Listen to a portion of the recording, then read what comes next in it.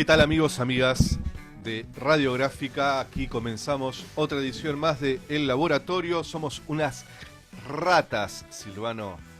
Somos unas ratas de laboratorio de este gobierno del orto, ¿sabes? Buen día, Silvano. Buen día, buen día. Estábamos charlando con los compañeros de Punto de Partida, discutiendo un poco en qué momento estamos, ¿no? del gobierno de Milei. Vamos a charlar un poquito con eso, de eso con Silvano, pero antes, hoy tenemos unas cuantas entrevistas, un programa bastante cargado, en donde habrá poca música y mucha entrevista. Vamos a charlar con Carlos Tomada, casi que no necesita presentación. Fue el ministro de Trabajo que más años estuvo en esa cartera. Estuvo 12 años como ministro de Trabajo en el gobierno de Néstor y de Cristina. Fue embajador en México. Se recibió de abogado en el 73, así que vamos a charlar un poquito sobre eso, a ver si nos cuenta cómo fue eso. Y vamos a estar con un amigo de la casa también, con Robelli, Horacio Robelli, economista. Robelli tiene una característica que a mí siempre me pareció interesante, y es que cuando él habla de economía, da nombres y apellidos, que me parece fundamental. A veces se habla de números, ¿no? De balanza de pago y todo eso, y pocas veces se nombra quiénes son los que se benefician con estos planes económicos, ¿no? Así que vamos a estar hablando con él, y después vamos a estar hablando también con un amigo, con Pablo Micheli. Fue dirigente sindical, es un militante hoy sin funciones sindicales, pero por supuesto un militante de siempre, con una historia muy interesante también, muy cercana a Germán Abdala, a ese ATE. Vamos a estar charlando con él a ver cómo le está viendo, si le está viendo. Hagamos los anuncios obligatorios. Pueden mandarnos mensajes de WhatsApp al 11 50 12 35 89. Pueden suscribirse al canal de YouTube de Radiográfica. Pueden mirar el programa en vivo por YouTube.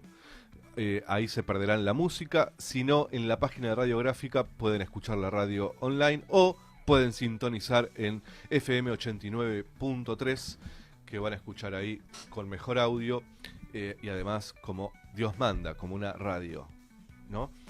Silvano, bueno, sigamos un poquito la charla. ¿Qué estás viendo en este momento tan particular, a días de las elecciones nacionales, y en donde parece todo tan confuso alrededor de una discusión que aparece permanentemente, que es: ahora sí el gobierno no puede más con este plan económico, ¿no? ¿Qué crees vos sobre esto? Bueno, 2 o 3 cosas cortas. Primero, había un famoso politólogo italiano que se llamaba Giovanni Sartori, que decía que era muy difícil en materia de análisis político hacer proyecciones a futuro, puesto que la ciencia social no era predictiva sino descriptiva. Uh-huh. Y a mí me parece que es muy aventurado, siempre es muy aventurado en materia de ciencias sociales y de análisis político, acertar plenamente en cualquier tipo de proyección o diagnóstico. Totalmente. Pero sí es cierto que hay tendencias, procesos estructurales que son bastante claros. Primero, quiero volver a repetir una cosa que dije recién en el pase, porque me parece muy importante. El único dirigente nacional que concita expectativas en una porción de la población, aunque es minoritaria, y que tiene una idea de país en la cabeza que nosotros, por supuesto, no compartimos, es el presidente Milei. A pesar de que es un personaje de características muy particulares, que a mi juicio, en esto no quiero comprometer a nadie, es inhábil para el ejercicio del cargo, y que además es una persona con serias complicaciones de carácter psíquico, psiquiátrico y psicológico, está ocupando la primera magistratura de la República en un país presidencialista, y el poder lo usa. A diferencia de lo que fue el gobierno de Alberto Fernández, que se autoinhibió todo el tiempo de usar el poder, el presidente usa el poder presidencial de modo efectivo. Por lo tanto, no subestimar a Milei, me parece un gravísimo error subestimarlo a estas alturas. Segundo, parece estar claro también, por los datos que se han podido recabar en los últimos meses, que la alternativa que presenta el gobierno, desde el punto de vista electoral, está seriamente debilitada. Es decir, el gobierno no va a tener la cantidad de votos que supo tener. Entre otras razones porque la elección de 2023 fue una elección muy particular, porque fue una elección presidencial y un balotaje. Y por lo tanto el 53% que sacó Milei es bastante engañoso. Entonces, el otro día escuchaba que lo comparaban con el 54% de Cristina. No, el 54% de Cristina fue sin segunda vuelta. El 53% de Milei fue con segunda vuelta. Y además esto que vos decís, el 54% de Cristina fue un voto de la gestión de Cristina. Sí. No una alianza para sacar a no sé quién. Y también fue el principio del fin. Está bien, pero ese 54% mostraba un voto que aprobaba lo hecho, ¿no? Exactamente. Que no hayamos podido después presentar una alternativa para continuar es otro tema. Es otro tema. Ahora, ese es el otro dato, digamos. Me parece que hoy el gobierno no va a sacar la cantidad de votos que supo sacar. La cuestión está en saber lo siguiente, me parece, Gerba, y esto es como para que los oyentes también lo piensen y lo reflexionen. Si ese voto vuelve al peronismo, porque está claro que en los últimos focus group que se han hecho relativamente serios, parece que hay un retorno del votante peronista desengañado al peronismo después de un breve paso por Milei, o si esa gente se va a abstener de votar en estas elecciones legislativas. Y lo tercero, me parece, siempre insisto, con el país federal. Vamos a ver qué ocurre en el interior del país. Vamos a ver qué ocurre en Santa Fe, vamos a ver qué ocurre en Córdoba, vamos a ver qué ocurre en Mendoza, y vamos a ver qué ocurre en el noroeste y en el noreste argentino, donde históricamente el peronismo supo sacar una enorme cantidad de votos, y vamos a ver cómo están los niveles de abstención y de participación en esa zona del país. Me parece que está abierto, y me parece que es un error, en eso coincido contigo, es un error matar a Milei antes de tiempo. Sí, charlábamos también con Lucas esto de que, por lo menos mi opinión, Silvano, que como vos decís, es imposible saber lo que va a suceder, más en Argentina, en donde de repente, mientras que las centrales sindicales están reunidas, la gente sale a la calle en un 19 y un 20 de diciembre, ¿no? Por supuesto que es imposible saberlo. Siempre hay que recordar que el 17 de octubre exacto, se declaró una huelga a favor de Perón por un voto a favor. Sí. Y me parece que, de todas formas, que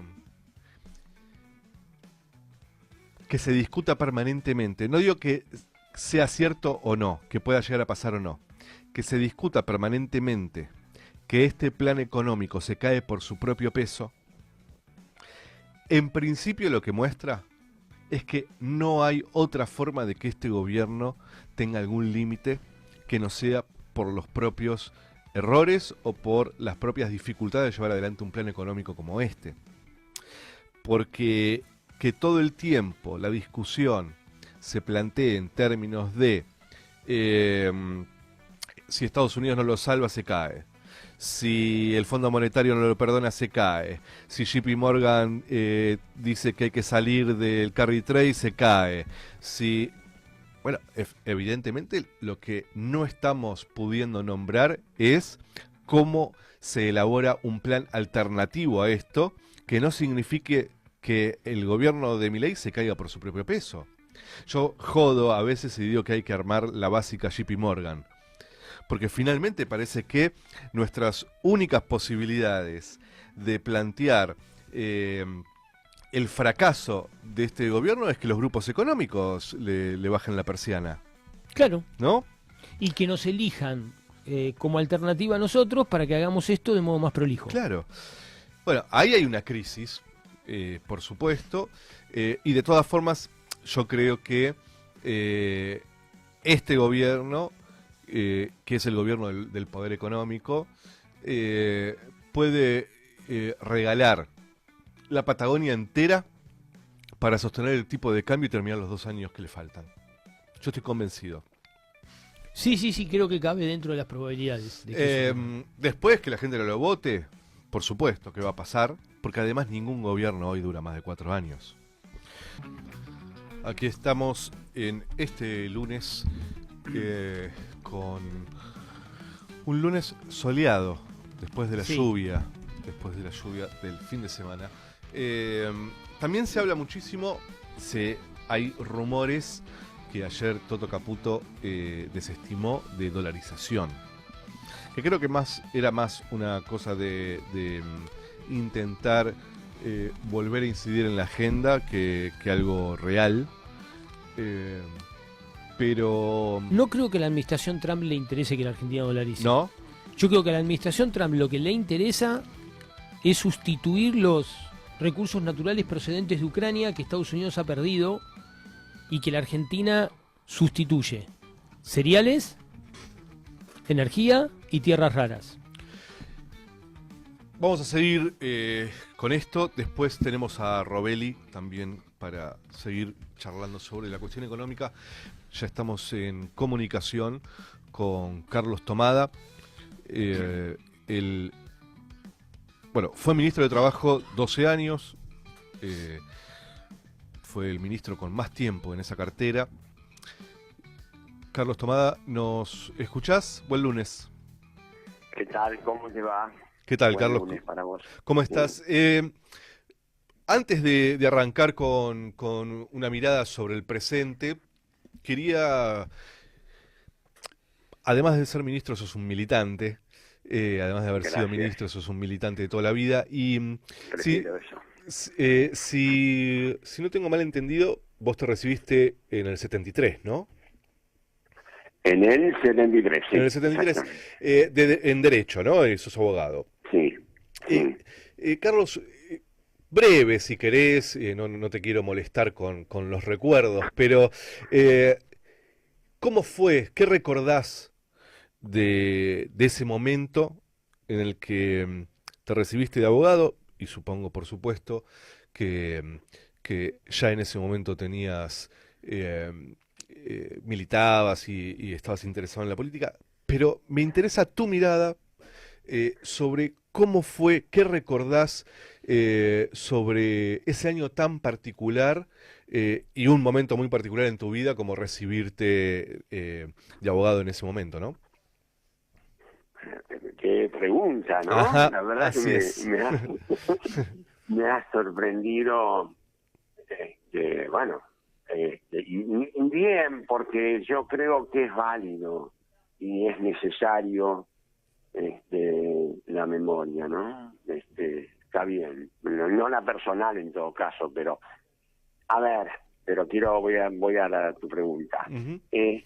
Lo de menos, debo confesarte que en realidad lo de menos era haberme recibido. Uh-huh. Digamos, básicamente yo me recibí de abogado, tal vez diría yo, por mandato familiar y todo eso. Me vino bien, por supuesto, pero Uh-huh. en esos tiempos y en ese momento yo estaba más ocupado o preocupado o interesado en otras cosas.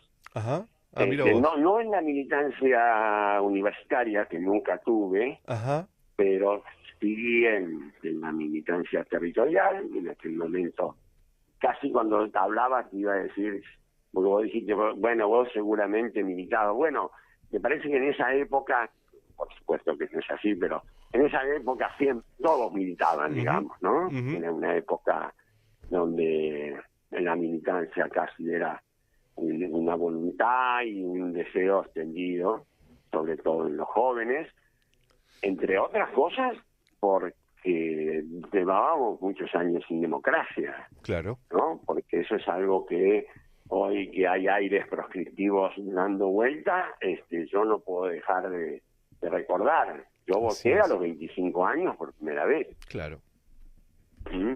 El 11 de marzo. Y uno de mis grandes recuerdos, sí, seguramente fue toda la campaña y de ese año, ¿no? Ya antes con el regreso de Perón y todo eso fue muy conmocionante y de mucha militancia y mucho compromiso, porque además sentíamos muy fuertemente que la gente quería eso, estaba, acompañaba. Yo tengo un recuerdo para mí inolvidable, que es en noviembre del 72, Sí. Perón llega a la Argentina, un día lluvioso, nosotros habíamos salido caminando desde Lanús hacia Ezeiza. Vos eras de Lanús. Y la gente salía a la calle, en ese momento íbamos caminando por barrios, distintos barrios, y la gente salía a la calle a aplaudir a la columna y salían con un retrato de Perón o de Evita, todo doblado, todo arrugado para mostrarlo. Bueno, para mí eso fue imborrable, me marcó sin lugar a dudas. Sí. Bueno, y después la campaña, la elección, y de Campo era presidente, y bueno, y después lo tumultuoso de ese momento, ¿no? ¿Qué podía ocurrir si no fuera algo tumultuoso o producto de tantos años de proscripción y bueno, y el acceso al gobierno, no al poder, el tema de que Perón había estado proscripto y entonces eso generaba una distorsión. Bueno, todo eso. Cuando eras ministro de Trabajo en el primer gobierno, o sea, en el de Néstor, y por supuesto yo me acuerdo muy bien de todos esos años, ¿en algún momento te volvía, digo, fuiste parte... Todos los días. Todos los días. Yo el 25 de mayo del 2000, porque encima hizo la historia que coincidieran las fechas, el 25 de mayo del 2003 juré como ministro de Trabajo de Néstor Kirchner y me asomé al balcón y recordé junto con unos amigos que yo había estado en esa plaza. Qué impresionante, ¿eh? Qué... Recuerdo imborrable. Sí, es muy emocionante, Carlos, la verdad. Yo que no lo viví, pero que sí viví el kirchnerismo, y yo laburé en la ESMA durante... y por supuesto que mi familia está atravesada por la dictadura, y la verdad que yo pienso en vos y en tantos militantes que tienen una historia de este tipo, y por eso también me gusta hablar de esto, porque pareciera ser que la historia se puede borrar de repente. Y eso es lo que quieren. Eso es lo que quieren. Y cuando hablamos con militantes como vos, una de las tareas, creo, fundamentales que tenemos con Silvano, con quien hacemos el programa, es mostrar que la historia está viva, aunque intenten callarla, ¿no? Está viva en militantes como vos y en tantos otros, por supuesto, ¿no? Pero bueno, en Jorge Tayana, exacto, ahora candidato en la provincia de Buenos Aires, yo siempre digo, el mejor de nosotros. Carlos, te voy a sacar de este momento. Sí, por favor. Quiero que charlemos un poco más de la actualidad. En principio vos decías aires proscriptivos. ¿Qué reflexión tenés acerca de lo que está sucediendo con la prisión de Cristina? Te doy mi opinión. A ver si podemos charlar un poco alrededor de eso y también Silvano va a hacer lo suyo. Creo que la situación es muy grave, que una de las dirigentes más importantes que tiene la Argentina y que tuvo esté presa. Creo que es una situación de extrema gravedad, que cuando mirábamos a Lula preso, la sensación que había era de las fuerzas de izquierda populares de Latinoamérica movilizadas por lo que sucedía ahí en Brasil, pero no tanto en Brasil, ¿no? Y me da la sensación de que acá sucede algo bastante parecido, que entendemos la gravedad, pero que no se activan las resistencias propias de un problema de esta magnitud. ¿Qué ves vos, Carlos? A ver,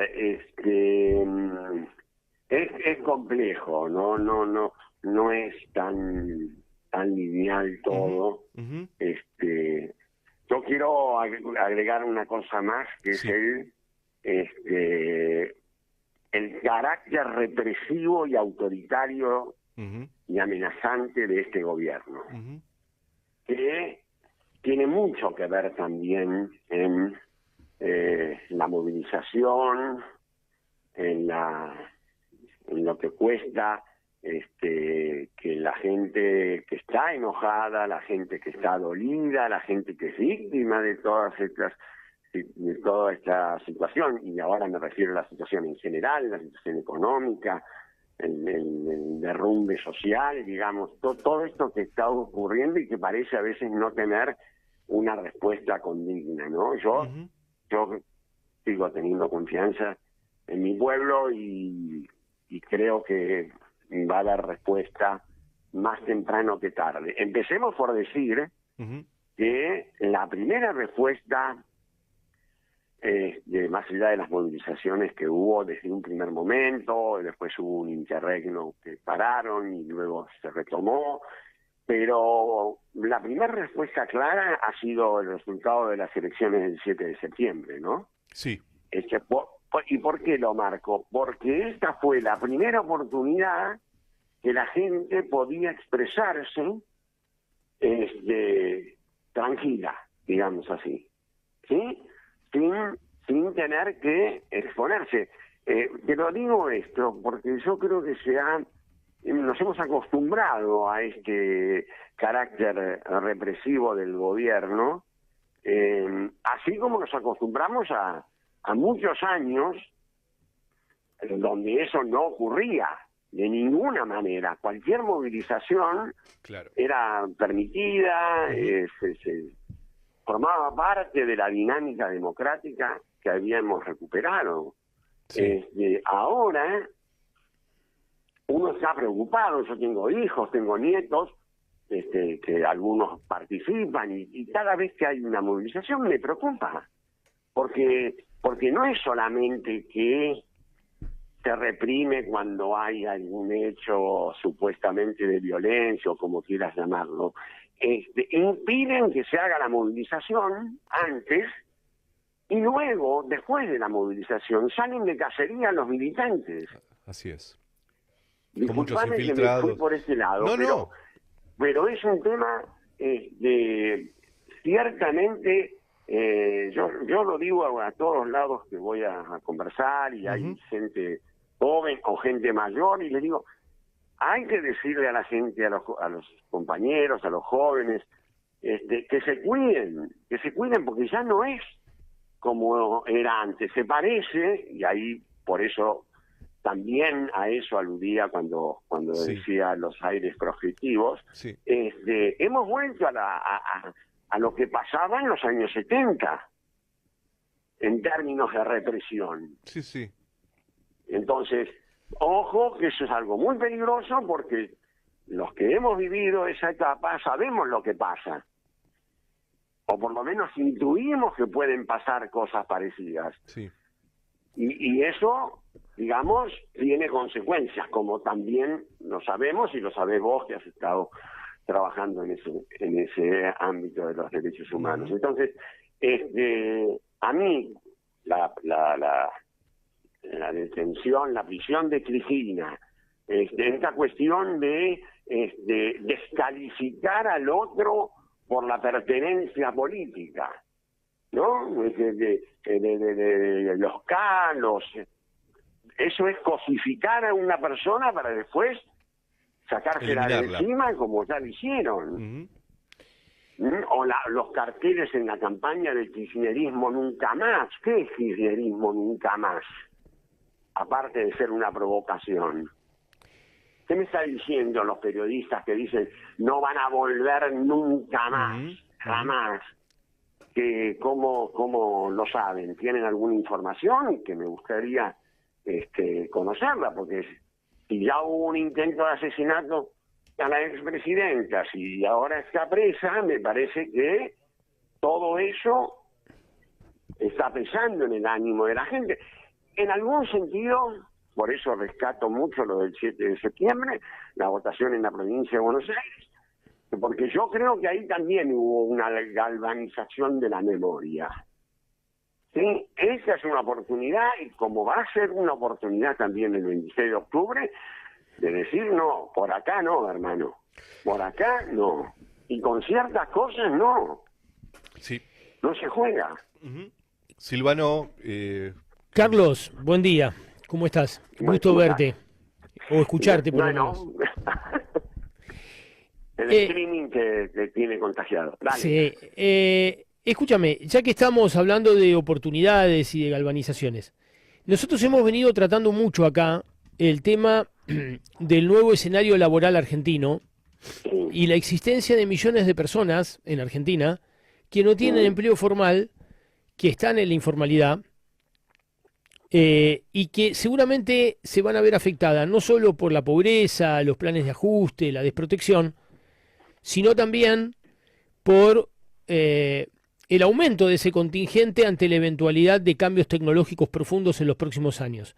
La pregunta que quería hacerte era, ya que estamos en un momento propicio para proponer alternativas, ¿qué te parece a vos, dada la experiencia que vos tenés en la materia, que debería ser un próximo gobierno nuestro ante este escenario? Porque está muy claro que es un escenario muy preocupante, está claro que es un proceso que no comenzó con este gobierno, y está claro también que nosotros, a pesar de que durante los años nuestros hicimos un enorme esfuerzo para reducir la cantidad de trabajo informal, nunca pudimos conseguir que la masa laboral argentina estuviera mayoritariamente formalizada. Entonces, ¿qué te parece a vos que habría que hacer? ¿Qué propuesta habría que hacer? ¿Qué políticas habría que implementar para volver a tener en Argentina, si no una masa laboral mayoritariamente formalizada, perspectivas de que en un mediano y corto plazo así fuera? A ver, me parece muy bien hablar del futuro. Te podría poner en cuestión algunos de los números que vos señalás, pero prefiero obviarlo. Yo creo que hubo un gran cambio en la estructura social y laboral de la Argentina durante 12 años, y creo que luego empezó una etapa, digamos, decadente y descendente de todos los indicadores sociales y económicos, donde inclusive nosotros no pudimos, cuando tuvimos nuestro turno, no supimos dar la respuesta adecuada. Pero como el fenómeno no es solamente, además, tal como lo describiste vos, no es un fenómeno solamente de la Argentina, sino acá hay un problema donde se superponen, digamos, un cambio global en términos de organización del trabajo, de las nuevas tecnologías, de conflictos regionales o conflictos argentinos que, como también dijiste vos y comparto, tienen larga data. Se superpone estas dos cosas con la crisis propia autoprovocada por este gobierno. Entonces tenemos un escenario muy complicado del cual, para salir, vamos a tener que tomar medidas que algunas todavía no están tan elaboradas. Se está trabajando mucho en eso, te lo puedo asegurar, porque es un tema que nosotros no podemos volver con las mismas propuestas que tuvimos, por ejemplo, en el 2003, ni siquiera con las que podía haber habido en el 19. Me parece que vamos a tener desafíos más grandes, y eso, primero, tengo que decirte que requiere una acumulación de fuerzas muy grande, porque creo que va a haber que apuntar a transformaciones importantes. Ahora, dicho esto, sí, yo creo que hay, digamos, que ese escenario que vos describís, más o menos no interesa para los grandes lineamientos, debe partir primero proponerse como objetivo colocar a la cuestión del trabajo en el centro de las políticas, ¿no? Me parece que hoy por hoy, en que se discute qué países van a trabajar y qué países no van a trabajar, por ejemplo, que la Argentina salga de esta parálisis, de este industricidio, de este desinterés por la cuestión del trabajo, me parece que ya eso sería el primer paso. Segundo, creo que debemos retomar una senda de crecimiento productivo, ¿no? Digamos, la industria tiene que ser uno de los ejes centrales de la recuperación económica. Creo que empecemos por ahí, ¿no? Porque sin crecimiento económico no hay desarrollo económico y social. No alcanza con el crecimiento económico. La Argentina tiene una serie de experiencias donde ha crecido económicamente el país, pero eso no le ha significado nada a los trabajadores, a las trabajadoras, a la gente en general. Entonces, focalizar ese crecimiento en la industria, en los servicios basados en el conocimiento, también en los nuevos sectores de la energía, de la minería responsable. Creo que hay que pensar seriamente salir de esta parálisis irresponsable de haber parado la obra pública, que tiene consecuencias no solamente en el empleo, ¿no? Consecuencias en la competitividad de la Argentina, en la productividad, tiene consecuencias en las vidas, en los caminos, ¿no? En las rutas. Por supuesto. O sea, creo eso que es un gran dinamizador. Creo que hay que pensar, sin lugar a dudas, en un shock de viviendas. No se sale de la pobreza solamente a partir del trabajo. El trabajo es el principal elemento para la mejor distribución del ingreso, pero las viviendas es el otro elemento sustantivo, con lo cual ayuda también a generar empleo. Nosotros tenemos que volver a revalorizar, porque, perdóname que lo tenga que decir contradictoriamente con este gobierno, pero lo que ocurre es que realmente este gobierno quiere imponer una matriz de destrucción de la anterior matriz socioproductiva, industrial, con una organización gremial de trabajadores. Bueno, yo creo que hay que ir exactamente por el camino contrario y por eso, entre otras cosas, recuperar algo que nos enorgullece, que es el nivel científico-tecnológico que hemos acumulado en nuestro país y que nos da una ventaja competitiva en muchos planos que otros países reconocen. El tema de la industria turística, bueno, en fin, creo primero ir por ese lado. Después, yo creo que todavía, a pesar de lo que se dice, y con los números en la mano, lo fundamentan. Sin embargo, yo creo que es posible recuperar el empleo registrado. En algún punto creo que puede aumentarse la cantidad de trabajadores registrados, sobre todo a partir de un desarrollo industrial. Y luego creo que hay que incorporar a muchos trabajos nuevos que están apareciendo y que la derecha utiliza esa incorporación tecnológica para dejarlos sin derechos. Yo creo que todo no está escrito en ninguna piedra de que el trabajo tenga que ser trabajo no registrado o trabajo sin derechos. Yo creo, hablemos de la gente de plataformas, que es el tema que siempre aparece.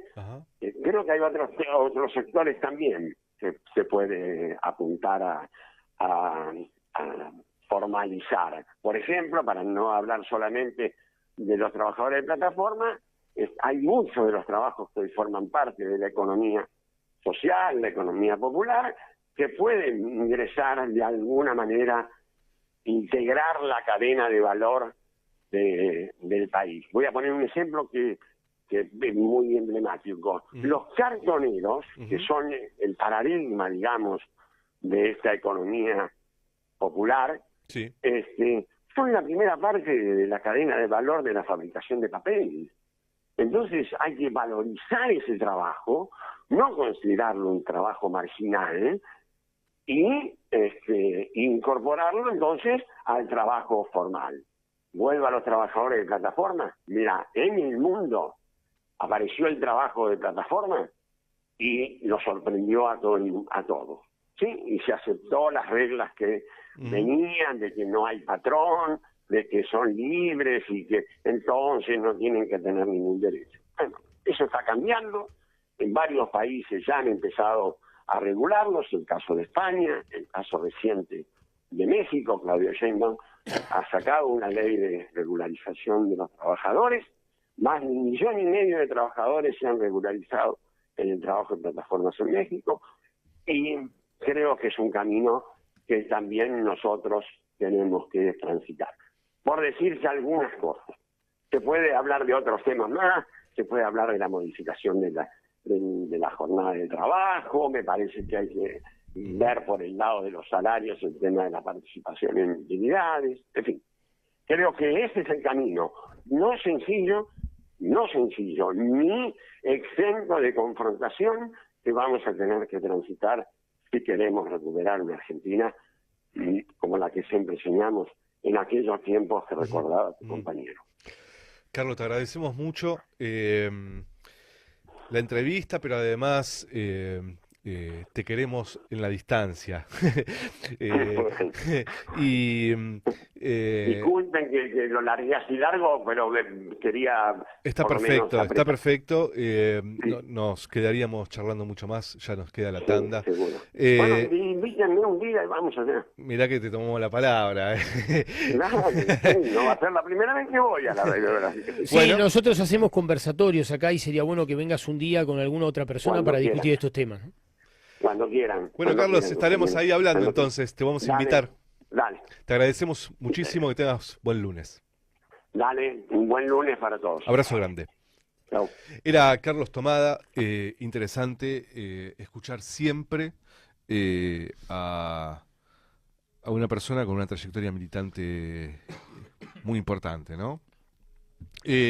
Vamos a conectar en cualquier momento con otro militante también del mundo laboral, sindical en este caso, que es Pablo Micheli. Seguimos en el laboratorio por Radiográfica. Pueden comunicarse por WhatsApp al 11 50 12 35 89. Pueden mirar el programa por YouTube, escucharlo por la radio en el 89.3 o por la web de Radiográfica. Ya estamos en la segunda entrevista de este día. Estamos con el compañero y amigo Pablo Micheli. Pablo, ¿nos escuchás? Sí, ¿qué tal? ¿Cómo estás, Gervasio? ¿Qué tal, Pablo? Gracias por atendernos, gracias por la espera. Estamos acá junto con el compañero Silvano Pascuso, con el que hacemos el programa, y la idea era charlar un poquito con vos de varias cosas. Tenemos unos minutos para poder charlar. En principio, pedirte tu mirada. Sos un militante dedicado a la vida sindical de toda tu vida.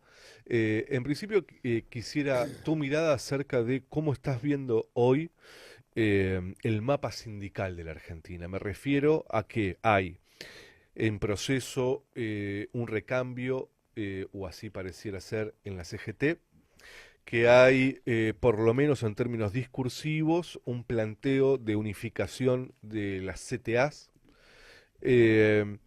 y esto convive en uno de los gobiernos más duros para la clase trabajadora.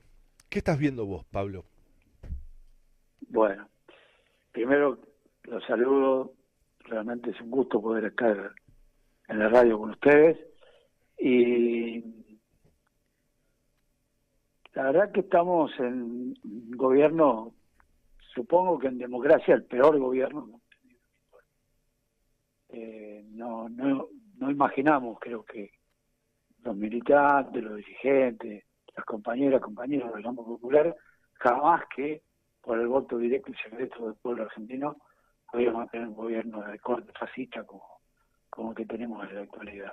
La mano de Milei, Caputo y estos tipos que están saqueando a la Argentina.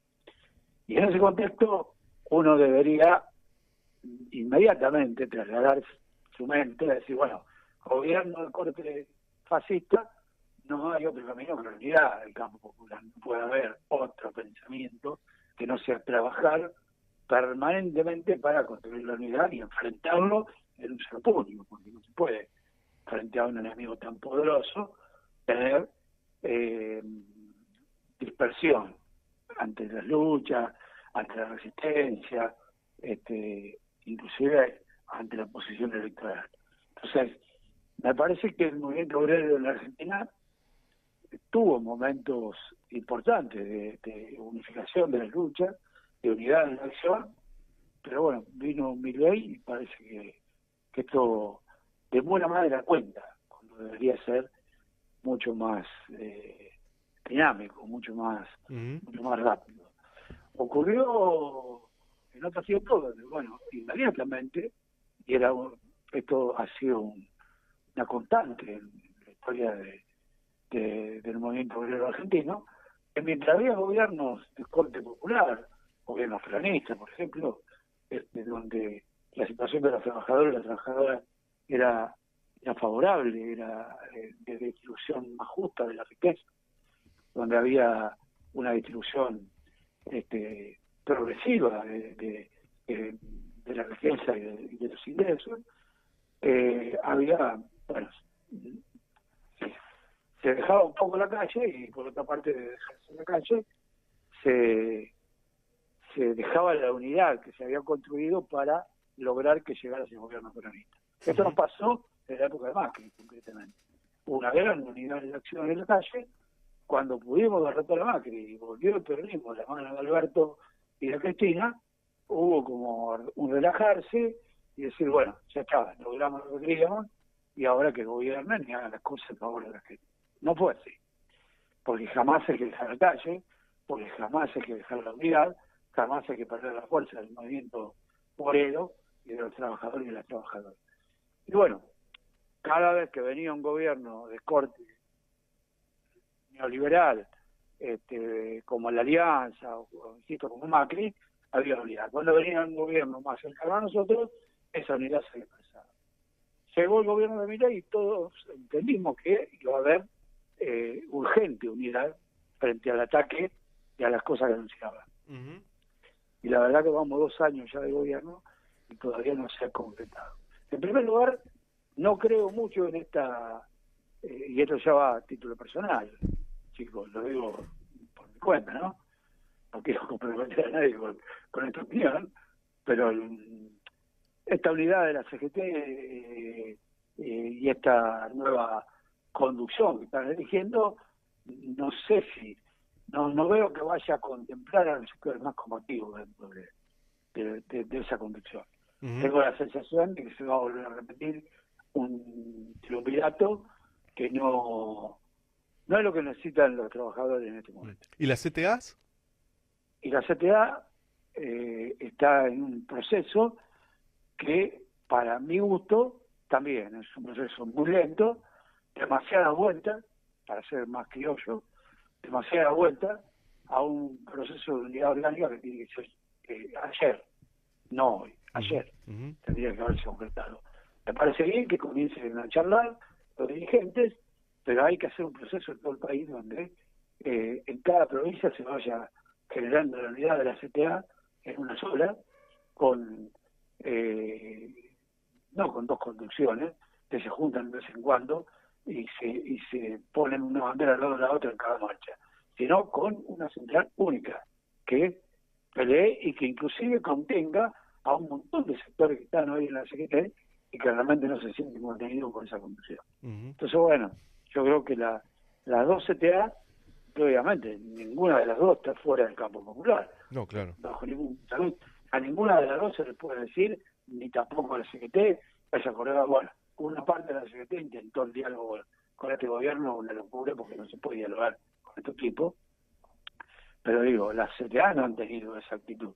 Sin embargo, lo que yo les critico es que muy lento el proceso de unidad que debería, es decir, necesita los trabajadores y las trabajadoras en la Argentina, inclusive los sectores precarizados, los sectores más complicados del mundo laboral, necesitan una central fuerte, combativa, clasista y que esté dispuesta a enfrentar seriamente y no acordar con un gobierno fascista como este. Hola Pablo, buen día, ¿qué tal? Mucho gusto, Silvano, te habla. ¿Qué tal, Silvano? Mucho gusto.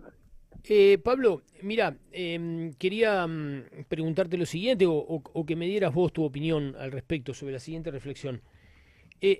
¿No te parece que además de los problemas organizativos, de las divisiones y demás, falta la voz del movimiento obrero en las grandes cuestiones nacionales? Lo digo porque históricamente, en los momentos donde el movimiento obrero fue más fuerte, más allá de la CGT y otras centrales que eventualmente pudo haber habido, porque todos los que conocemos la historia del movimiento obrero sabemos que divisiones ha habido muchas veces. Pero ¿no te parece que en esta oportunidad te está faltando algo que sí existió en otras oportunidades? No sé si un programa, no me gusta hablar de programa, pero sí la voz o la opinión del movimiento obrero expresada con fuerza y energía sobre algunos temas estratégicos de la Argentina, ¿no? ¿No te parece? Sin duda. Sí, me recontra parece. Además es consecuencia de lo que dije anteriormente. El problema de no tener una visión común, una caracterización del gobierno común, no tener una proyección común, hace que no tengamos tampoco una propuesta común. No es lo que se llama el programa, bueno, en su momento fue el programa de Huerta Grande y La Falda, la CGT de los argentinos, en las cuales el sindicato gráfico fue fundamental, con Raimundo Angaro al frente. Luego fue los 26 puntos de la CGT. Siempre hubo un programa o una propuesta, como le quiera llamar, de avanzada, que contenía una salida a la crisis y una propuesta para mejorar la situación del país, no solo en lo salarial, sino en lo estratégico, fundamentalmente. Y eso hoy está ausente. Hoy no hay una propuesta unificada. Cada uno tiene una propuesta por sí. Los compañeros de salud tienen una propuesta por salud, los compañeros de las universidades. Es decir, así como hay luchas grandes pero dispersas, también hay propuestas dispersas. No hay un solo programa que necesitamos con urgencia. Estoy totalmente de acuerdo. ¿Y esto a vos te parece que es el producto de un error de percepción? ¿Te parece que hay un exceso de individualismo o protagonismo entre los dirigentes? ¿O te parece que sencillamente hay desconcierto, desorganización y una situación de falta de claridad? ¿Cuál te parece a vos que son los elementos que hacen que el resultado práctico sea este? Hay una crisis de representatividad seria, por un lado. Por otra parte, hay sí falta de claridad. No hay duda que los primeros 2 años que lleva el gobierno Milei, hay compañeros dirigentes y compañeras dirigentes que aún todavía piensan si la gente va a estar de acuerdo en confrontar este gobierno. Si la gente está o no está. Si la gente, si no están los dirigentes, no va a estar. La gente no. ¿Qué vamos a esperar? Una explosión espontánea de la gente. Si no hay quien los convoque, si no hay un programa que los contenga, no hay una propuesta que los contenga, si no hay una unidad que les dé esperanza de que se pueda derrotar esta política económica y que su futuro inmediato pueda ser mejor, ¿cómo le explicás a la familia de los discapacitados, a la gente de la ciencia y la técnica, de la cultura, que pueda haber una perspectiva de futuro en la Argentina, si ni siquiera los que lo tienen que defender están juntos, ni siquiera tienen una propuesta en común? Entonces, bueno, ese es un tema de que no ocurre porque hay mucho gadetismo en el sindicalismo y en la dirigencia en general. Hay demasiado no querer perder el lugar. Parece que los compañeros y compañeras que están conduciendo esto tienen que dar el ejemplo y dejar de lado diferencias secundarias para poner por encima de la unidad en defensa del problema del pueblo argentino. Creo que eso es fundamental.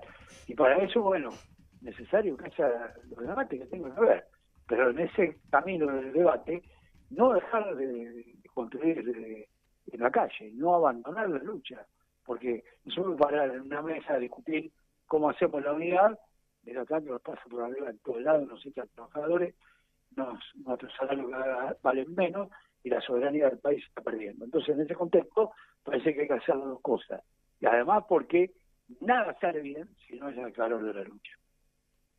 Pablo, y en este marco de unidad, esta discusión medio, por un lado entendible, por otro lado medio a destiempo entre la tensión que hay entre Cristina y Axel, ¿qué crees que sucede con eso?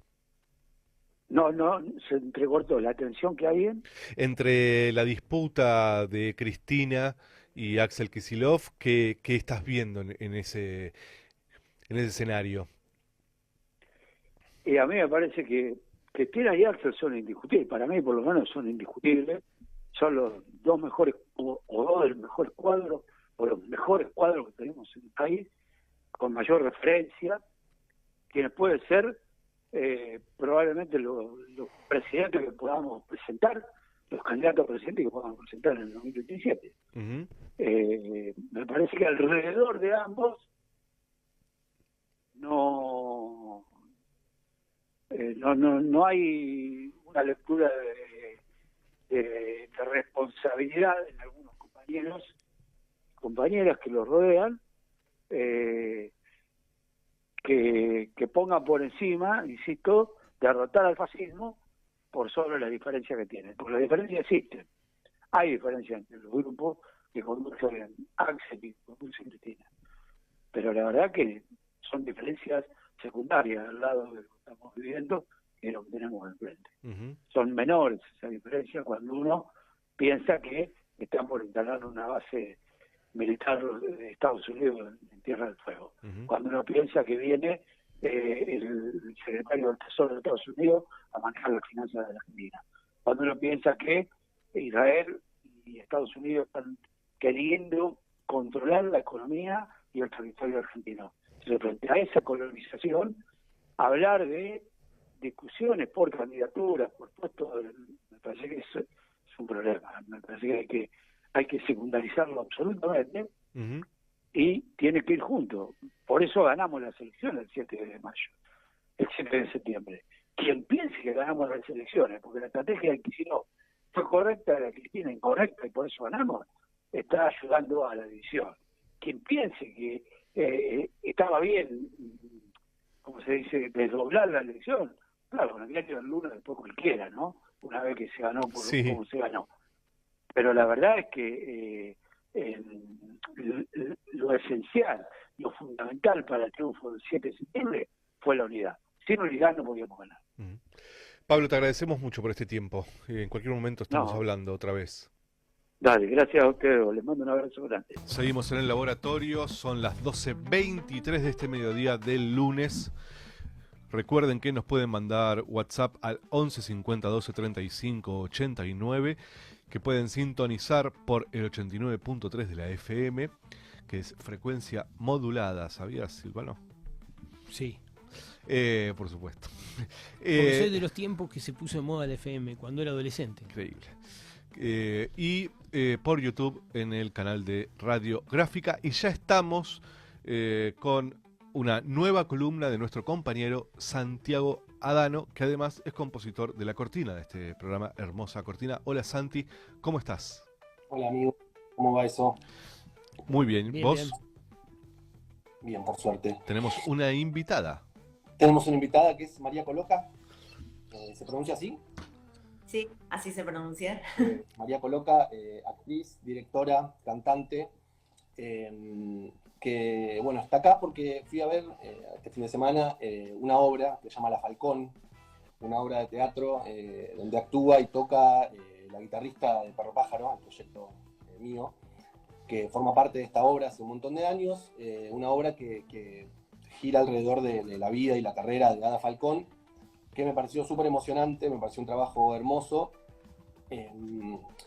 y me pegó por varios lados. Por un lado, por el disfrute de la obra en particular, y por otro lado, por las cuestiones que plantea en torno a la vida de ella y cosas que a la luz de 2025 empiezan a permitir otras lecturas distintas que en la época en la que vivió ella. Ahora vamos a profundizar un poquito en la biografía de Ada Falcón, la emperatriz del tango, la joyita de Argentina, y charlar un poco con María acerca del trabajo de la obra y también de las cosas que fueron aprendiendo en el proceso de la vida de esta cantante icónica. Con ayuda de María, que para empezar, gracias por haber aceptado la invitación y gracias también por la obra, la pasé súper viéndola. No, gracias a ustedes por el espacio para poder también difundir el proyecto, que es importante en estos tiempos, para que venga más gente a ver la obra, que es una obra que hacemos hace 5 años, con mucho amor, con mucho trabajo, en equipo, cosa que tiene el teatro, ¿no? Conozco el paño. Es una historia interesante, ¿no? La de Falcón, ¿no? Bastante increíble, o creíble en realidad, pero es una historia apasionante. Yo, por supuesto, no vi la obra todavía, pero bueno, supongo que esta columna, los que están escuchando la radio van a poder enterarse un poco de qué va, ¿no? Y por supuesto ir a verla. Espero que sí, es la idea, que terminen convencidos. Aparentemente es una obra medio Highlander, como que parece que termina y después vuelve, parece que termina y después vuelve, lo cual es buena señal. Ya nos contará un poco María cuando se vuelve a hacer y eso. Y quería empezar, esto que decía, con ayuda de María un poco, a reconstruir un poco de la vida de Ada Falcón. Se llamaba Aida Elsa Ada Falcone, la madre, así en un intento de darle un nombre con más punch, le pone el nombre artístico Ada Falcón, creo que estuvo bien, de hecho suena como mucho punch. Nació en Ituzaingó, en una estancia, y ya de muy chiquita desarrolló un talento muy especial para el canto. A los 4 años ya tiene una primera incursión en un escenario, sigue explorando ese lado artístico como promesa, ¿no? Una tipa que ya desde muy chiquita como que ya había en torno a ella una expectativa en relación con su talento y con las posibilidades de su carrera. Y a mediados de la década del 30, ya con alrededor de 30 años, era una de las cantantes de tango más relevantes del momento. De hecho, es la tercera mujer en Argentina que graba un disco del género, después de Rosita Quiroga y Azucena Maizani, y antes de Tita Merelo, por ejemplo, ¿no? Como digo, una pionera en el género y también una pionera en relación con el género dentro del tango, que también, como sigue pasando, en entornos muy machistas. En el 29 empieza su relación laboral con Canaro, el compositor estrella del tango, el chabón que le compuso canciones a Gardel, por ejemplo. Hay un número que a mí me pareció muy flashero, que encontré, que es que en esa época de éxito muy grande que tuvo con Canaro, grababa 15 discos por mes. O sea, me parece absurdo. Son esos números que son de otro planeta. ¿Cuándo dormía? No se sabe. Discos simples, obviamente, ¿no? No son los discos de ahora. Lado A, lado B. Pero 2 canciones. Es un número que te quiero ver. O sea, a mí no me pasa ni me pasará. Y a mis amigos tampoco. Inspirado en ella, Canaro, por ejemplo, compone el vals Yo no sé qué me han hecho tus ojos. Quería leer el final del vals, como un poco para entrar en la sintonía emocional, casi erótica, del vínculo de ellos, que está en este tango. Termina: yo no sé cuántas noches de insomnio en tus ojos pensando pasé, pero sé que al dormirme una noche con tus ojos pensando soñé. Yo no sé qué me han hecho tus ojos que me embrujan con su resplandor, solo sé que yo llevo en el alma tu imagen marcada con el fuego de amor. Ahí dijo cuando duerme. Y cuando no. Sí,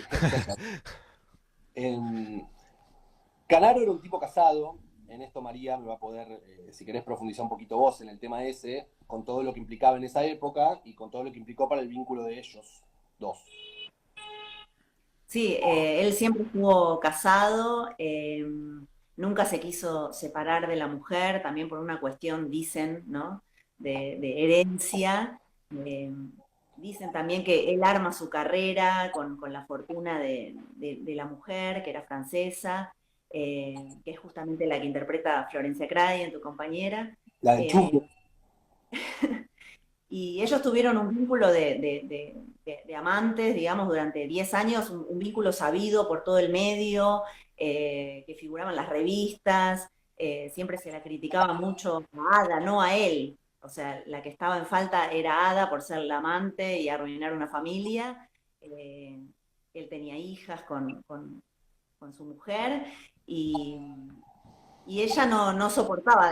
Ada siempre fue muy religiosa, no soportaba estar en ese lugar tan criticado. Entonces dice que uno de los motivos por los cuales ella se retira del canto es por esta presión social.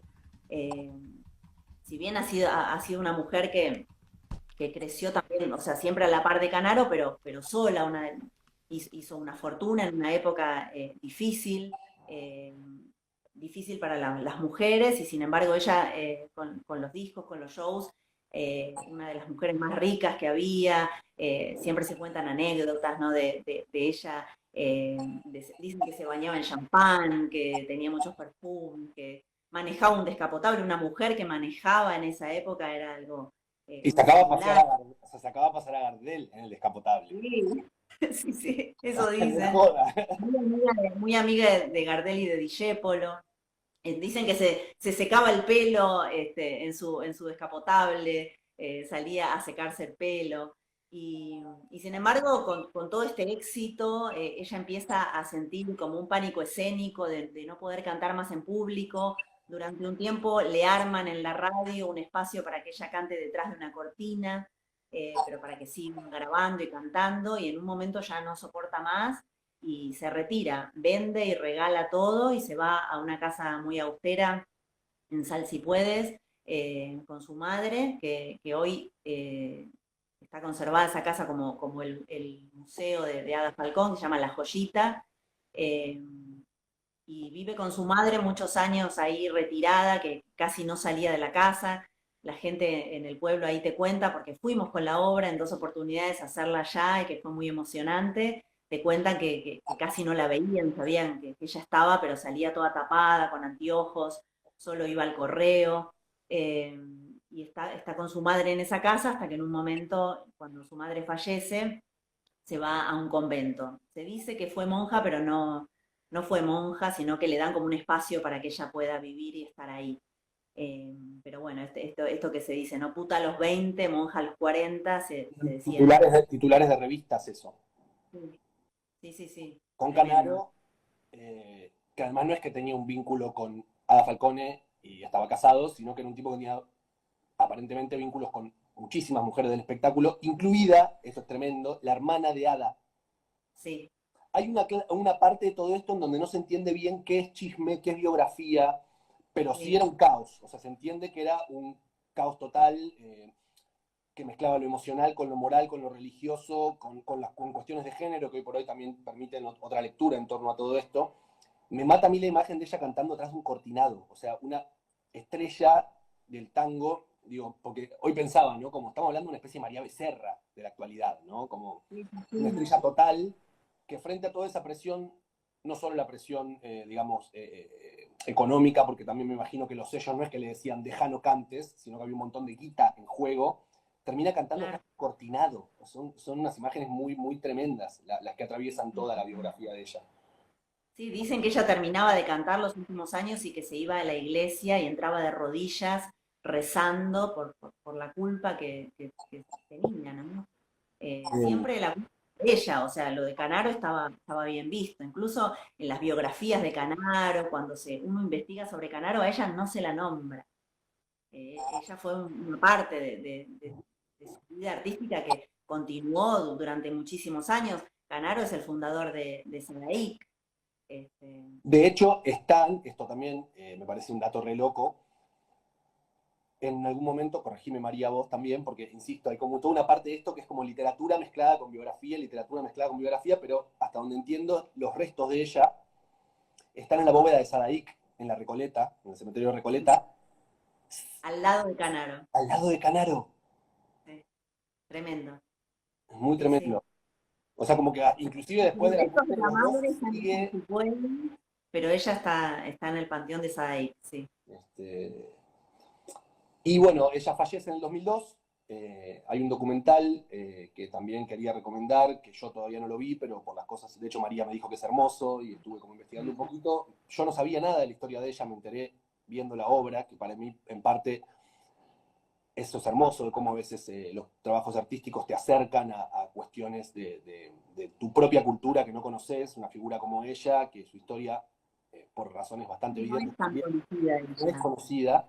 No es Tita Merelo, no es Libertad Lamarque, y justamente eso es lo que nos gusta de hacer la obra, como reivindicarla a ella, al espacio de una mujer del tango y su historia, ¿no? Porque nos pasa que mucha gente viene a ver la obra y nos dicen, no conocíamos la historia, se van a ver el documental, quedan muy impresionados con la vida de ella, ¿no? Porque es un melodrama, digamos, es un Y no mito es ya. casual, no es casual que su vida con todo esto, digo, si las revistas titulaban puta a los 20, monja a los 40, no es casualidad tampoco que su historia haya pasado más desapercibida que otras historias de otras mujeres del tango, ¿no?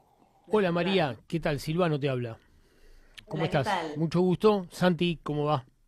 Hola, querido. Voy a hacer una intervención porque no intervengo cuando no sé, pero de esto sí sé un par de cosas que quería compartir. La primera es la figura de Canaro.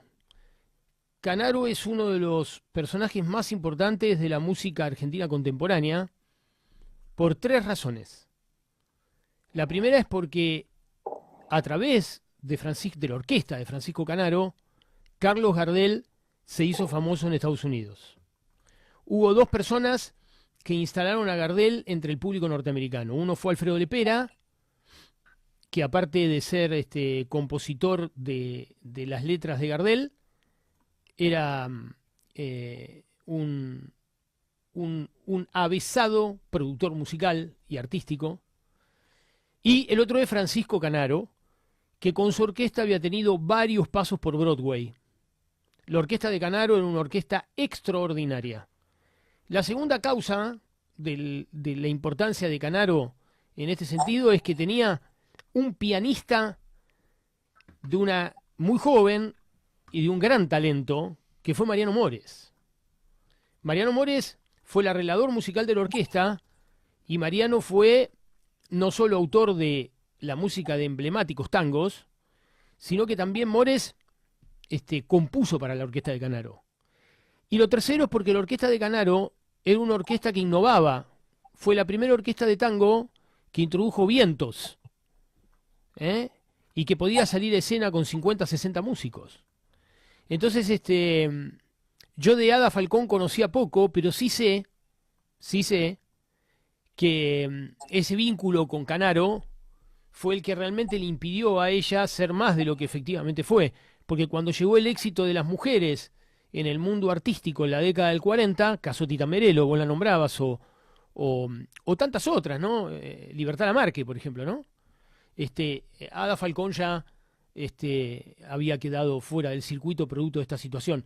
Pero yo creo que la orquesta de Canaro, dentro de lo que es, excede el tango argentino y es uno de los conjuntos orquestales más emblemáticos de la historia del país. Bueno, paso ahora, saltamos de la biografía, que un poco brevemente, quien tenga más interés podrá ver el documental que se llama Yo no sé qué me han hecho tus ojos, un documental de Lorena Muñoz y Sergio Wolf, está en YouTube. Y quería saber, aunque un poco venimos charlando de eso, ¿qué fue lo que les acercó a construir esta obra sobre la carrera y la vida de Ada? ¿Cómo fue también que decidieron emprender el proyecto y quiénes fueron los y las responsables de llevarlo adelante? Bueno, la obra es de Augusto Patané, que es un autor argentino. Yo ya había trabajado en otro proyecto teatral con él y, y él me convoca y bueno, nos ponemos en contacto con Cintia Miraglia, que es la directora. El espectáculo estaba previsto para estrenarse en marzo del 2020. Veníamos ensayando, listos. Esa semana habíamos hecho las fotos y bueno, se cierra todo y seguimos ensayando por Zoom, digamos, y cuando más o menos se abren los teatros, ahí lo estrenamos. Primero iba a ser como un streaming, después al final pudimos hacerlo. Siempre fue la idea del café concert, porque también la obra tiene como un viaje en el tiempo, digamos, el espectador, el vestuario, la escenografía y esto de las mesitas, con que pudieran tomar o comer algo, también era algo de la época, los lugares donde cantaban estas cancionistas, porque la obra se desarrolla todo en un mismo espacio que podría ser el escenario, el cabaret, la radio, pero bueno, no pudimos hacerlo en ese momento con la comida, la bebida, por el tema de la pandemia, y ahora sí estamos pudiendo hacerlo así con almuerzo. Que de hecho a Fabril se le queda divino. Sí, sí, la verdad que es muy lindo el espacio. Y bueno, también somos todos del palo del teatro, actores, músicos, entonces eso también hace que sea un espectáculo donde no está por separado, digamos, los músicos, los actores, todos hacemos todo, entonces eso le da un dinamismo y le da también esto de que las canciones van contando la historia, no solamente los textos y las escenas, sino que las canciones elegidas, que son las que hacía Ada Falcón, también cuentan parte de su vida, la mayoría son compuestas por Canaro, y es muy loco eso, no sé qué me han hecho tus ojos, Te quiero, Andate, todas canciones que van narrando la vida y el vínculo de ellos tan difícil, ¿no? Bueno, en el elenco también está, aparte de Florencia Crayen, Mónica Driolet, que hace de la madre, que es una especie de narradora que va contando como parte de la historia, porque la obra más que nada se centra en los 10 años de éxitos de ella, ¿no? Digamos, después la narradora cuenta un poco el final y esto de Sal si puedes cuando ella se retira. Después tenemos a Federico Justo, que aparte de tocar la guitarra, hace una especie de presentador, porque en esa época se usaba mucho los presentadores, digamos, en las radios, en los shows, y también es una especie también de Ignacio Corsini, ¿no? Como un homenaje también a los cantantes de la época. Carlos Ledra, que interpreta a Canaro, también no solo es Canaro, sino es un poco Gardel también, porque canta, Canaro no cantaba y él en la obra canta, también toca el guitarrón. Es un gran homenaje al tango y a las figuras de esa época, ¿no? También está Victoria Páez, que interpreta a una de las hermanas. En la obra hay una hermana, pero en la vida real de ella tenía dos hermanas que también se dedicaban a la música. La madre intentaba que cualquiera de ellas fuera famosa. Y se dice también que cuando Ada se retira, una de ellas, que también dicen su amante de Canaro, ocupa un poco el espacio de ella. Dicen que iba por los pueblos diciendo que era Ada. Incluso hay fotos de Adelma con las joyas de Ada, que uno ve en otras fotos, cosas de la época, ¿no? Qué locura, o sea, tiene muchas escenas muy potentes, muy literarias todo. Sí, todo está basado como en los mitos y en las cosas que el autor encontró de la vida de ella, ¿no? De cosas que se dicen, que se fue armando, digamos, con el paso del tiempo. María, ¿podemos recordar días, horarios, lugar y dónde compran las entradas? Sí. La próxima función, que va a ser la última de este año, es el domingo 9 de noviembre a las 13 horas en Hasta Trilce, en el barrio de Boedo, Masa 177. Las entradas se compran por alternativa teatral, son muy accesibles, hay descuentos para jubilados y estudiantes. Y también está la opción de poder almorzar, que no es obligatorio, el que quiere puede almorzar o no, o tomar algo. Las funciones a las 13, pero se abre la puerta a las 12 por si quieren comer. Ir pidiendo. Última función del año. Última función del año. Bueno, a los que nos están escuchando, ténganlo en cuenta porque si no se la pierden, ¿saben? Se la pierden por mucho tiempo. Bueno, qué interesante, la verdad que es muy interesante siempre, sobre todo las historias que se resignifican con el tiempo, ¿no? Como la historia de Falcón, ¿no? Que yo creo, intuyo, ustedes me dirán, sobre todo vos, María, que hoy se puede ver con otros ojos por qué Falcón tuvo que retirarse, ¿no? Sí. Digamos, hoy suena muy lejano, pero bueno, difícil también para una mujer ser la amante en esa época de un gran artista, una persona con tanto poder que decidió mucho seguramente sobre su carrera. Y bueno, es lindo también y la obra, por eso se eligió también contar como los años de éxito, es un gran homenaje a ella y a poder quedarse, ¿no? con su música, con su arte, con su gran interpretación, porque una persona no solo la voz que tenía, sino la forma de interpretar. Uno escucha sus grabaciones y te llega mucho, o sea, cada cosa, como la decía, como la sentía, ¿no? Sí, merecido homenaje. Santi, María, ¿algo más que quieran decir? ¿Quedó algo en No, el tintero? agrego a esto que decía María como espectador, que también termina siendo un homenaje no solo a su obra y a su capacidad interpretativa, sino que también un poco esto te acerca la posibilidad de una reivindicación medio fantasmal también de lo que podría haber sido sin este grillete de ser la amante de un tipo poderoso. Y en ese sentido siento que es interesante poder seguir replicando la figura de ella con esta clave y darle valor nuevo, no solo por lo que fue, sino también por lo que podría haber sido. Bueno, María, muchas gracias. Gracias, Santi, por esta columna hermosa.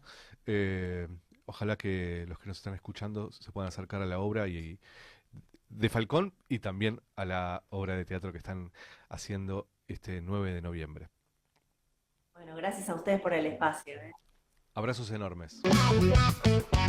Seguimos en el laboratorio. Son 12:51, nos quedan 9 minutos de entrevista y de programa. Vamos a hablar con Horacio Robelli, es economista. Escribe todos los domingos en El Cohete a la Luna. Es profesor universitario también y un amigo de la casa. Siempre está colaborando con sus ideas, sus opiniones en esta radio. Recuerden que nos pueden escribir al WhatsApp 11 50 12 35 89 o por el canal de YouTube pueden escuchar y ver el programa, el canal de Radiográfica, y también en la FM 89.3. Suscríbanse al canal de YouTube, es importante. Les van a llegar las notificaciones todo el tiempo, a cualquier hora. O sea, si quieren dormir, les van a llegar las notificaciones, ¿sabes? A las 3 de la mañana te llegan las notificaciones y nos van a querer aún más. Gracias a los que están participando en el canal de YouTube, por los comentarios, por participar de los debates que damos acá, de las entrevistas. Se coparon mucho con la columna de Santi y la entrevista a Carlos Tomada. Así que ya estamos en comunicación con Horacio Robelli. Horacio, ¿cómo estás? Buen lunes para vos. Bueno, muchísimas gracias por la comunicación. Saludos a vos y a todos los amigos de la Radiográfica. Muchas gracias, Horacio. Un gusto charlar contigo. Primera pregunta, vamos al hueso. Tenemos un poquito menos de 10 minutos. Y la primera pregunta es, ¿qué diferencia hay entre el swap chino y el swap de Estados Unidos? Bueno, el swap es un intercambio de moneda. En el caso de China es un intercambio comercial. Así se inició en el 2010, como intercambio comercial. O sea, nos daban la plata. En realidad nunca nos dieron la plata, no es como un descubierto en cuenta corriente. Nunca giraron un yuan. Un descubierto en cuenta corriente diciendo, bueno, vos tenés, llegó a sumar hasta el equivalente a 18.000 millones de dólares. La relación entre el yuan y el dólar es fija, es 7,13 renminbi, que es la moneda internacional de ellos. El renminbi, 7,13 renminbi por un dólar. Es fija, nos dieron el equivalente a casi 18.000 millones de dólares que nosotros podíamos utilizar para comprar el producto a China. Ahora, ¿qué pasó? En el año 2023, la Argentina no había cumplido con las metas del segundo trimestre con el Fondo Monetario Internacional, entonces tenía que pagar el tercer trimestre el capital. Y como no tenía la plata, hablaron con China, fue el mismo Alberto Fernández que viajó a China, a él lo recibió inclusive hasta el primer ministro chino, y le dieron de esos casi 18.000 millones de dólares, le dieron 5.500 millones de dólares en libre disponibilidad. Ahí el yuan se convirtió, dejó de ser comercial para hacer un intercambio de moneda de países. Esto es, nosotros le tuvimos que girar al tipo de cambio oficial de ese momento peso por 5.500 millones de dólares, y ellos nos giraron a nosotros los yuan. Y con los yuan pagamos, porque el yuan es una moneda internacional dura, y como después de Estados Unidos, el segundo miembro en aporte al Fondo Monetario Internacional, el yuan, tuvieron que aceptar el yuan. Con yuan pagamos la cuota al fondo, le pagamos a otros, inclusive pagamos a deuda privada. 5.000, a él sí, el yuan se convirtió en un yuan financiero, en un intercambio de monedas. Ese yuan, para contarte la historia, había vencido, era en junio, había vencido en junio del 24, y sin embargo se lo renovaron a Milei, pero en junio del 25 no, en junio del 2025, en junio pasado no se lo renovaron a Milei. Entonces Milei tuvo que comprar dólares al tipo de cambio oficial. Recordemos nuevamente que el dólar y el yuan tienen una paridad fija, y le tuvo que dar los dólares a China porque no le tuvo que devolver la plata actualizada al peso. Ese es el ajuste. El ajuste que vos lo tuviste que comprar a 1.200 y pico de pesos, 1.300 pesos estaba ya la oficial.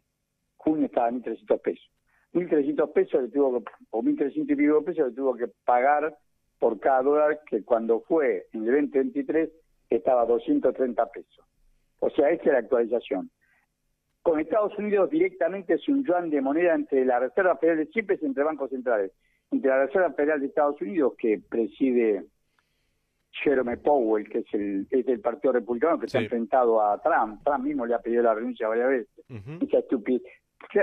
Trump es un nene caprichoso, es como Milei. Dice cualquier cosa, impune. Hoy dice que hay que enviar la Guardia Nacional a varios estados de Estados Unidos, que está gobernado por el Partido Demócrata. Sí. Un delirante, pero así estamos. Bueno, y el cambio de intercambio con Estados Unidos es un intercambio de moneda solamente. Esto es, prometieron que nos iban a dar 20.000 millones de dólares, entrarán 5.000 millones de dólares por tramo. Se hace un contrato, por ejemplo, por un año, como fue el caso de China, se hace un contrato por un año. No sé si se hará por un año, supongo yo que se hará por un año, y al año nosotros, si el dólar vale 6.000 pesos, tenemos que juntar más impuestos y más recursos del Estado para juntar los 6.000 pesos para pagarle, pongamos un primer tramo de 5.000 millones de dólares para comprar los 5.000 millones de dólares y pagarle de esa manera a Estados Unidos. Horacio, buenos días. Silvano Pascuso te habla. ¿Cómo estás? ¿Cómo te va? ¿Cómo andás? Quería hacerte una consulta, digamos, cambiando un poquito de tema o no. Se habla mucho, digamos, sobre la sustentabilidad cambiaria del programa económico o esto, que, digamos, más allá de un programa económico, no parece un programa económico, pero bueno, esto que están haciendo sobre su sustentabilidad en el tiempo, ¿no? Y hoy cuando comenzamos el programa, intercambiábamos opiniones acá en el piso sobre la factibilidad de que Milei pueda sostener un tipo de cambio más o menos aceptable en los próximos 2 años. ¿Vos cómo ves ese panorama? ¿Qué te parece que puede ocurrir referente al valor del dólar? ¿Y cuál para vos serían las implicancias de una eventual devaluación en el contexto político y económico actual? Bien, mira, esto no es un plan económico, esto es un plan de negocios. O sea, nosotros tenemos este tipo de cambio atrasadísimo. Vos lo ves fácilmente en el turismo que se va al exterior, en la compra a los países vecinos, en el ingreso de cualquier cantidad de mercadería, legal e ilegal, de cualquier cantidad de mercadería interesan mucho precios más baratos. Lo ves en empresas locales que se han ido acá y se han convertido en armaduría.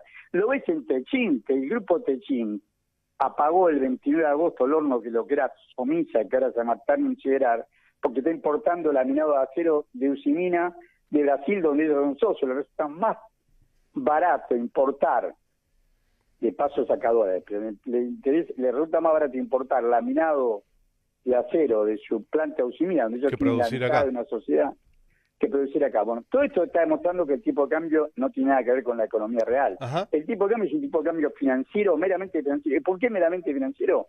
Porque ellos hicieron mucha plata con el carry trade, con la bicicleta financiera, y pretendían seguir haciéndolo. La forma que te chupan la sangre, que te esquiman, lo hemos vivido.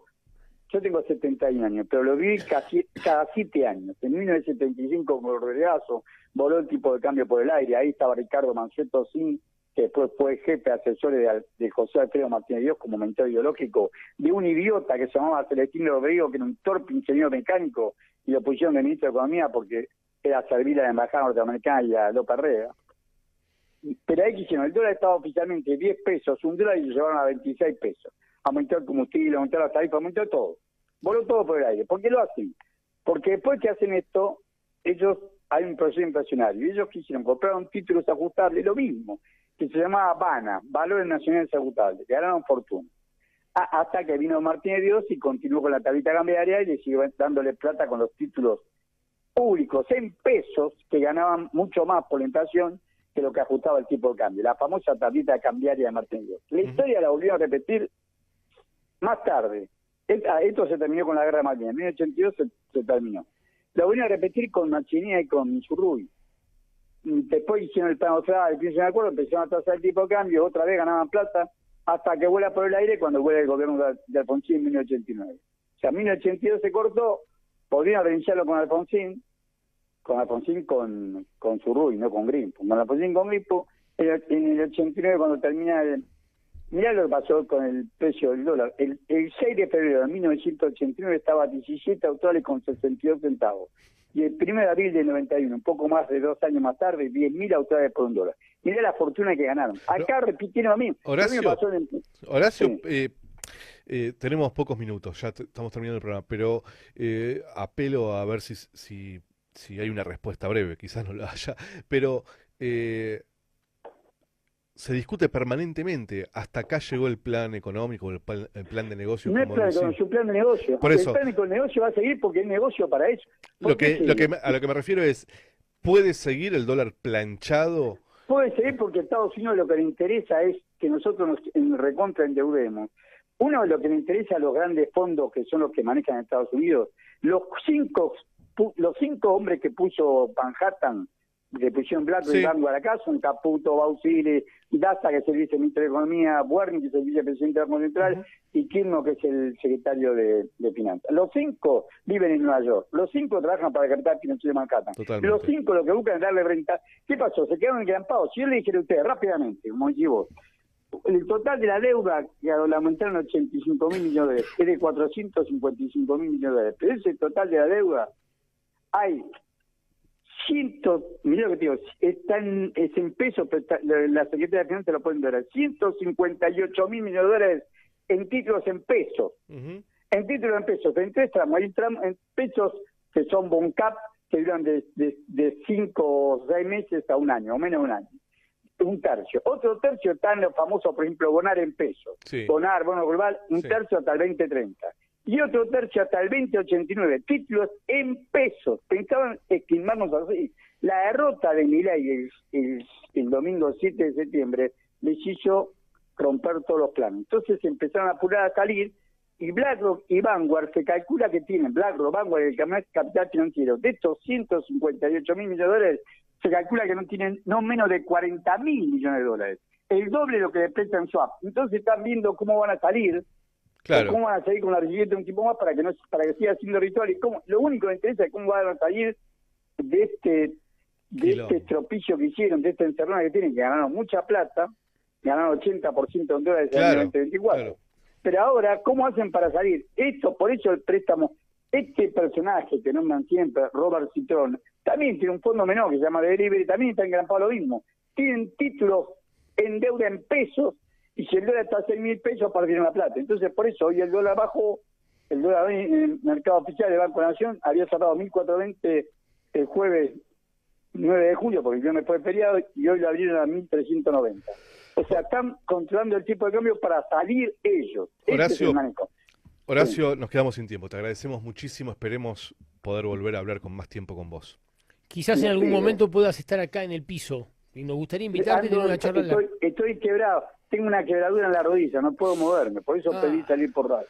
Horacio, muchas gracias por este tiempo. Te mandamos un abrazo enorme. Muchísimas gracias a ustedes. Hasta acá llegamos con el laboratorio este lunes. Nos vemos la semana que viene. Perdón a los compañeros que nos siguen. Esto no volverá a suceder. Abrazos enormes. Patria o muerte. Adiós.